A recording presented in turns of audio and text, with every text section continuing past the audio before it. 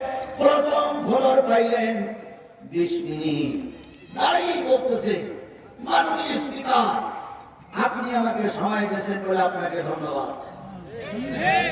স্মরণ করছি হাজার বছরের শ্রেষ্ঠ বাঙালি জাতির পিতা মুক্তি বলে না। তারপরে বলে, মাননীয় নেত্রী, আপনি আমাকে সময় দিয়েছেন এই জন্য আপনাকে ধন্যবাদ।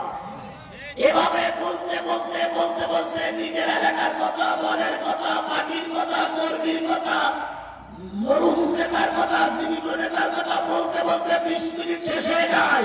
একটা বারের জন্য মুখে উচ্চারিত হয় না, আমাকে কেউ চিনতো না পীরগঞ্জে। সেখান থেকে যেভাবেই হোক আমি এমপি হয়ে এসেছি। যে মালিক আমাকে সম্মানিত করেছে সেই মালিকের শুকরিয়া স্বরূপ একটা বারও আলহামদুলিল্লাহ উচ্চারণ হয় না। আল্লাহ পায় এখন চল্লি ফুলের মালা, 2-3 পরে পড়ি জুতোর মালা। হয়নি হয়নি হয়নি হয়নি। যারা বলতেন আমরা পালাই না, আমরা পালানো জাত নই। আমরা 41 সাল পর্যন্ত থাকবো। 41 সাল এখনো 15-16 বছর বাকি। আর আগে টুপলা টুপলি বেঁধে নিয়ে পালাইয়ে যেতে বাধ্য হয়েছে। কারণ হলো আল্লাহর শুকরিয়া আদায় করলে আল্লাহর নিয়ামত কি হয়ে যায়। আর আল্লাহর সঙ্গে গাদ্দারি করলে যত বড় ক্ষমতাসীন নেতা হন না কেন টিকতে পারবা না। কথা বলেন ঠিক না বেটি?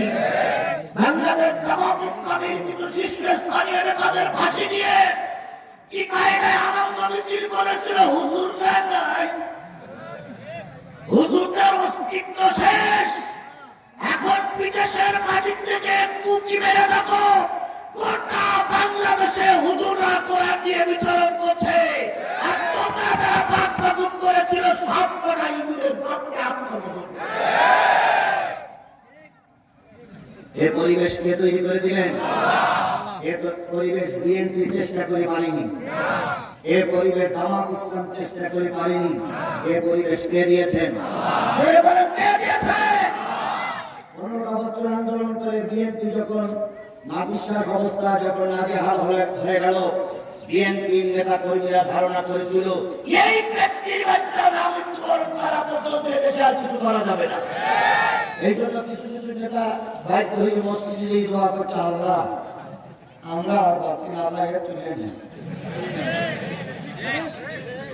কথাটা লড়াই করলে না ঠিক কথা বলে। বাংলাদেশ জামাত ইসলামীর নেতা কর্মীরা মামলা